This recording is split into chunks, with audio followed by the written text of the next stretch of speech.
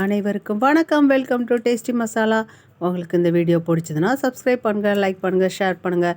உங்களுக்கு எங்களோட homemade masala products வேணுன்னா டீட்டெயில் டிஸ்கிரிப்ஷன் பாக்ஸில் கொடுக்குறேன், கான்டாக்ட் பண்ணுங்கள்.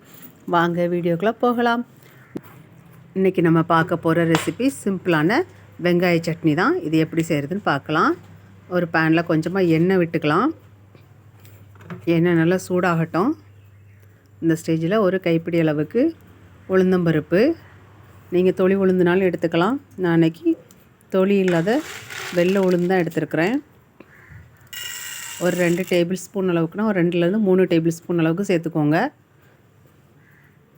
நல்லா பொரிஞ்சு வரட்டும். உளுந்து நல்லா பொன்னிறமாக லைட்டாக வறுபட்டு வரட்டு கிளறி கொடுத்துக்கலாம்.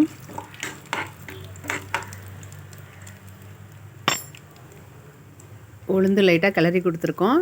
இப்போ நம்ம காரத்துக்கு தேவையான அளவு 2 வரமிளகா, காஞ்ச மிளகா சேர்த்துக்கலாம். லேசாக வறுபட்டு வரட்டும். அது கூடவே லைட்டாக வறுபட்டு வரட்டும். உங்களுக்கு காரத்துக்கு தேவையான அளவு சேர்த்துக்கோங்க. 2 வரமிளகா நல்லா வறுபட்டு வரட்டும். இது கூடவே நம்ம தேவையான அளவு கருவேப்பிலை சேர்த்துக்கலாம்.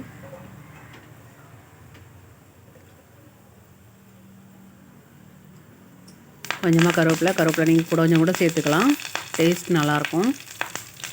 இப்போ நம்ம உரித்து வச்சுருக்கிற சின்ன வெங்காயம் ஒரு 20-25 சின்ன வெங்காயம் அது உரித்து வச்சுருக்கோம். அதையும் சேர்த்துக்கலாம். பெரிய வெங்காயத்துலையும் செய்யலாம் இந்த சட்னி. ஆனால் சின்ன வெங்காயத்தில் சேர்த்து செஞ்சால் இன்னும் டேஸ்ட் சூப்பராக இருக்கும். சிம்பிளான ரெசிபி, நீங்களும் கண்டிப்பாக ட்ரை பண்ணி பாருங்கள். இட்லி தோசைக்கெலாம் சூப்பராக இருக்கும். ஒரு அட்டகாசமான ரெசிபி.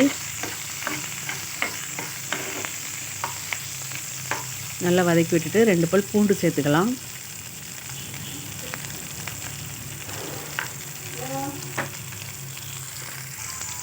நல்லா வறுத்து விட்டுக்கோங்க. உளுந்து இப்போ தான் நமக்கு நல்லா கோல்டன் ப்ரௌனாக வறுபட்டு வருது. வெங்காயமும் நல்லா கோல்டன் ப்ரௌனாக வறுபட்டு வரணும். இது கூடவே கொஞ்சமாக கல்லுப்பு சேர்த்து நல்லா வறுத்து விட்டுறலாம்.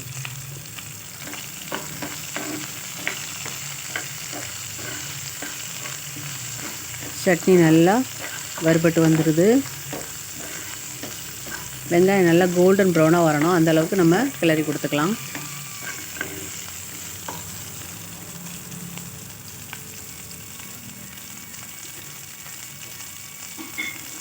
அவ்வளோதான், நல்லா கோல்டன் ப்ரௌனாக நம்மளுக்கு மாறிட்டு இந்த ஸ்டேஜில் நம்ம ஸ்டவ் ஆஃப் பண்ணிக்கலாம்.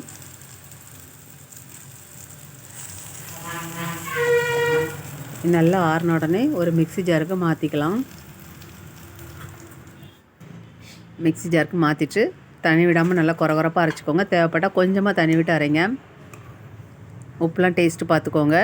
சூப்பராக இருக்கும். நான் இட்லி கூட தான் இது சாப்பிட்ருந்தேன். ரொம்ப டேஸ்ட்டாக இருக்கும். கண்டிப்பாக ட்ரை பண்ணி பாருங்கள்.